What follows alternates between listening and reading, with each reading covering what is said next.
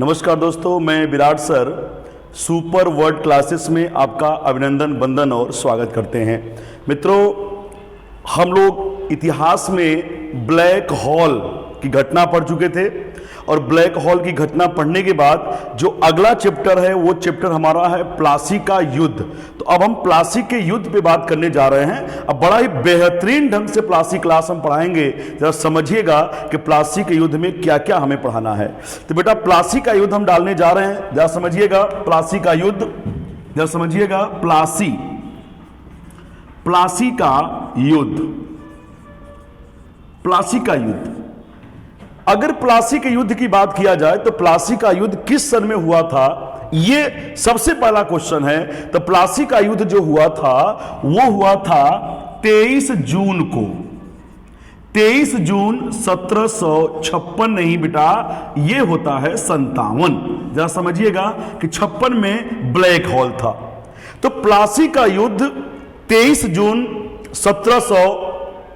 1757 को हुआ था। और इस युद्ध में कभी क्वेश्चन पूछता है कौन कौन शामिल था, तो प्लासी के युद्ध में जो शामिल था, एक शामिल था अंग्रेजों का सेनापति था, अंग्रेजों का सेनापति था, जिस सेनापति का नाम था रॉबर्ट क्लायू।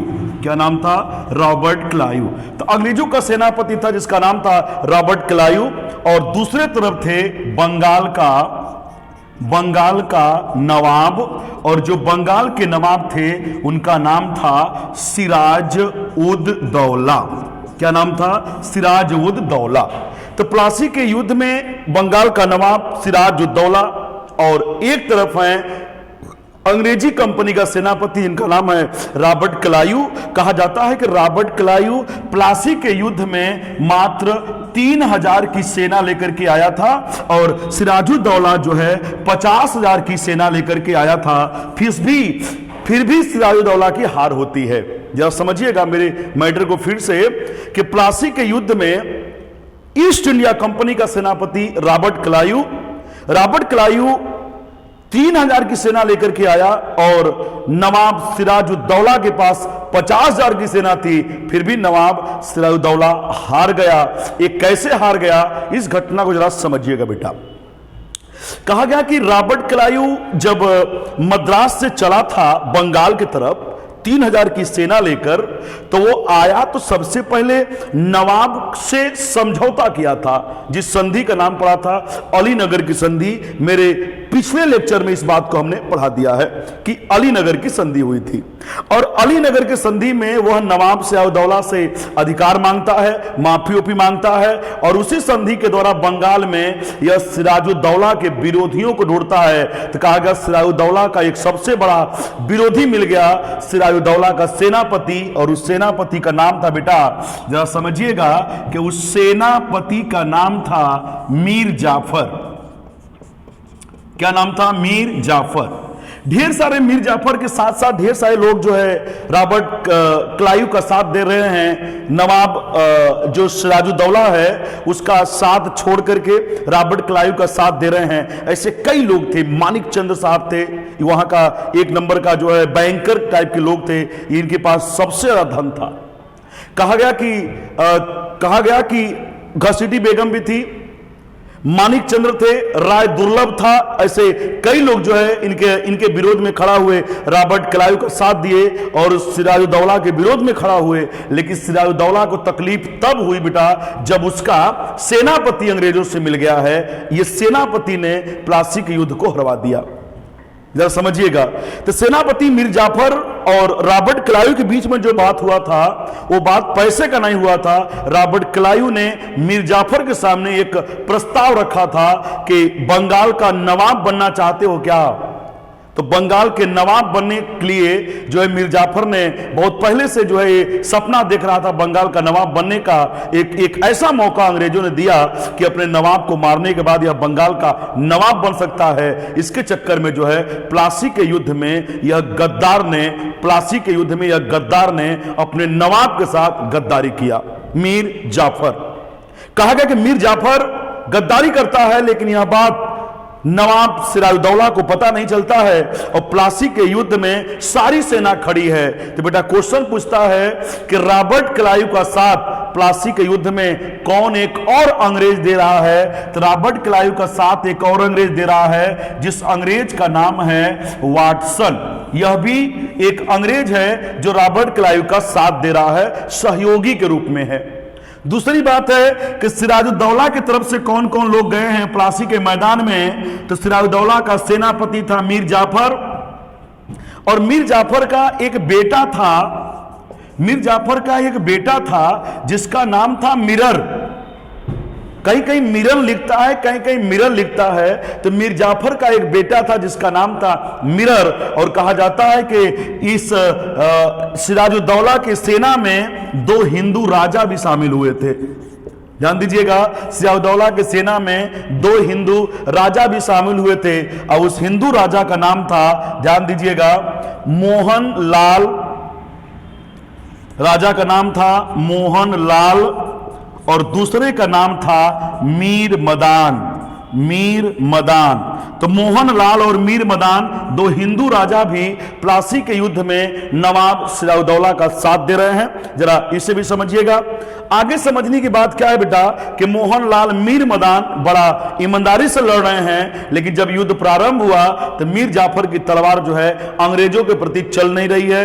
कहा गया कि किसी प्रकार से भ्रमित करता था, लेकिन जब मैदान में मीर मदान मारा जाता है तब जाकर पता चलता है कि कहीं न कहीं हम हार रहे हैं। सिराजुद्दौला ने जाकर के अपने सेनापति मीर जाफर से कहा यह कैसा हो रहा है? तो मीर जाफर ने कहा हुजूर जितना जल्दी हो सके आप मुर्शिदाबाद चले जाइए, हम सारा खेल यहां पर संभालेंगे। और जैसे ही नवाब सिराजुद्दौला मुर्शिदाबाद की तरफ घूमता है, वैसे ही मोहम्मद करके एक व्यक्ति थे, उनसे जो है मिरर जो है भाला मरवाता है।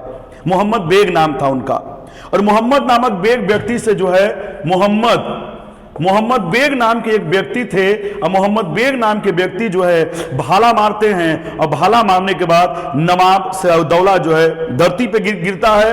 और रॉबर्ट क्लाइव नवाब सिराजुद्दौला को लेकर के जब प्लासी के मैदान से बाहर निकलता है तो कहा जाता है कि एक भारत की जनता जो है ये अपने रोड पे खड़े होकर तमाशा देख रही थी। तमाशा क्या, भारत की जनता तालियां बजा रही थी कि अंग्रेज जीत गए, अंग्रेज जीत गए। तो कहा गया कि रॉबर्ट क्लाइव ने एक बात उस समय कहा था, अपने आत्मकथा में कहा था कि प्लासी का युद्ध हम लोग तो मात्र 3000 लोग थे और नवाब के साथ 50,000 की सेना थी, फिर भी हम जीत गए। जीतने का कारण यह था कि भारत की जनता प्लासी के युद्ध से जब हम लोग गेट से बाहर निकलते हैं तो भारत की जनता तालियां बजा रही थी। इसका मतलब राष्ट्रीयता की भारत में कमी थी, और राष्ट्रीयता की कमी थी, इसलिए हम सारे युद्ध भारत में जीत रहे हैं। बात को समझिएगा, तो राष्ट्रीयता की कमी थी इसलिए सारे युद्ध भारत में जीत रहे हैं। और एक बात और कहा कि जब तक भारत के लोग किसी दूसरे के कहने पर तालियां बजाते रहेंगे तब तक भारत कभी भी अपने आप को डेवलप नहीं कर पाएगा, एक गर्त में गिरता हुआ दिखाई देगा, भारत का लोकतंत्र कुचलता हुआ दिखाई देगा। तो भारत का लोकतंत्र कुचलता हुआ दिखाई देगा, भारत का लोकतंत्र गर्त में गिरता हुआ दिखाई देगा तब तक जब तक आप किसी दूसरे के द्वारा बनाए गए रास्ते पे चलते रहेंगे, किसी दूसरे के कहने पे तालियां बजाएंगे, तब तक भारत गर्त में गिरता रहेगा। यह संदेश दिया गया था। एक बात और समझिएगा कि प्लासी का युद्ध जीतने के बाद जो है रॉबर्ट क्लाइव को मुर्शिदाबाद में, ध्यान दीजिएगा, मुर्शिदाबाद में कहा गया कि मीर जाफर को लेकर के आया और मीर जाफर को मुर्शिदाबाद का नवाब बनाता है। तो क्वेश्चन पूछता है कि अंग्रेजों की सहायता से बंगाल का बनने वाला नवाब कौन था पहला? तो अंग्रेजों की सहायता से बंगाल का बनने वाला पहला नवाब था जिसका नाम था मीर जाफर। क्या नाम था? मीर जाफर। तो अंग्रेजों की सहायता से बंगाल का बनने वाला पहला नवाब था मीर जाफर। इस बात को भी थोड़ा समझिएगा। क्वेश्चन पूछेगा कि मीर जाफर जैसे गद्दी पर बैठा जैसे गद्दी पर बैठा, इसके प्रशासन को कठपुतली बना दिया गया अंग्रेजों का, कि मीर जाफर को अंग्रेजों का कठपुतली कहा जाने लगा।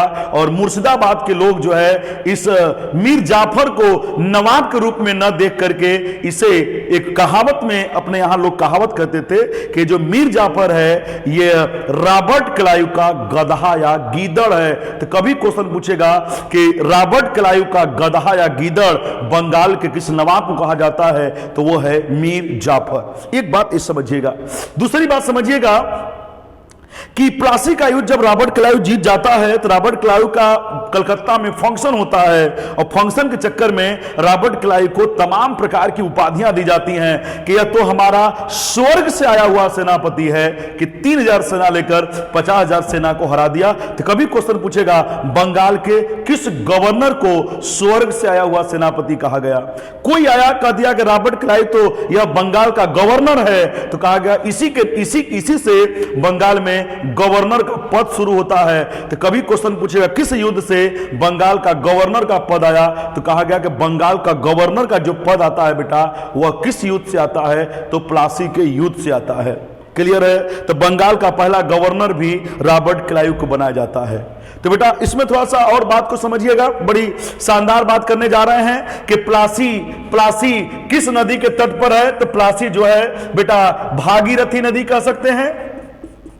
भागीरथी नदी, पहले क्वेश्चन भागीरथी के नाम से बनता था कि प्लासी का युद्ध किस नदी के तट पे हुआ, तो भागीरथी तट पे हुआ। और ये भागीरथी जो है गंगा नदी के नाम से भी जाना जाता है। आपको पता होगा एक भागीरथी नाम का जो है पात्र था जिसने अपने कुल खानदान को तारने के लिए उसने गंगा को पृथ्वी पे बुला दिया था, या पृथ्वी पे बुलाने के लिए मजबूर कर दिया था।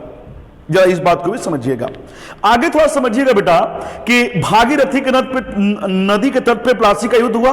लेकिन एक क्वेश्चन और पूछता है वर्तमान समय में, अगर भागीरथी ऑप्शन में नहीं है, गंगा नहीं है, हुगली है, तो आप हुगली नदी को टिक करिएगा कि प्लासी का युद्ध किस नदी के तट पर हुआ, तो हुगली नदी के तट पर हुआ। एक बात ये समझिएगा। एक क्वेश्चन और पूछता है कि प्लासी के युद्ध में नवाब 50,000 की सेना लेकर के हार गया, तो हारने का कारण क्या था? तो कह देंगे उसका सेनापति मीर जाफर ने गद्दारी कर दिया था, इसलिए वो हार गया था। अगला क्वेश्चन समझिएगा कि किस लिए गद्दारी किया था, तो इसे नवाब बनने की लालच आ गई थी, इसलिए अपने नवाब को मरवा दिया एक सेनापति। अगला क्वेश्चन आप समझिएगा बेटा कि प्लासी का जो युद्ध है वो किस जिले में पड़ता है, तो कहा गया कि प्लासी एक गांव है, प्लासी एक गांव है और यह पश्चिम बंगाल के नदिये जिले में पड़ता है। पश्चिम बंगाल का नदिया जिला है। यहां तक क्लियर हो गया। और सबसे शानदार क्वेश्चन बनता है कि प्लासी के युद्ध में नवाब की तरफ से तो गद्दार मीर जाफर हो गया, लेकिन नवाब की तरफ से ईमानदार दो राजा लड़ रहे थे, उनका क्या नाम था? तो नवाब की तरफ से दो जो ईमानदार राजा लड़ रहे थे उनका नाम था मोहन लाल और मीर मदान था। और एक बात और समझिएगा बेटा कि क्या फ्रांसीसी कंपनी भी प्लासी के युद्ध में शामिल थी? तो हां, फ्रांसीसी कंपनी अपना सेना जो है मोहन लाल और मीर मदान के सेना में डाल दी थी, ताकि उनको, हमको लगता है पहले से पता रहा होगा कि मीर जाफर जाकर के अंग्रेजों से मिल गया है, तो अगर सेना हम डालेंगे तो यह हमारा युद्ध हो जाएगा, दो कंपनी के बीच का युद्ध हो जाएगा। इसलिए आंतरिक रूप से फ्रांसीसी कंपनी की भी सेना मोहन लाल और मीर मदान के सेना में थी। तो मित्रों आज इतना ही, आगे से अगला लेक्चर प्रारंभ रहेगा। नमस्कार।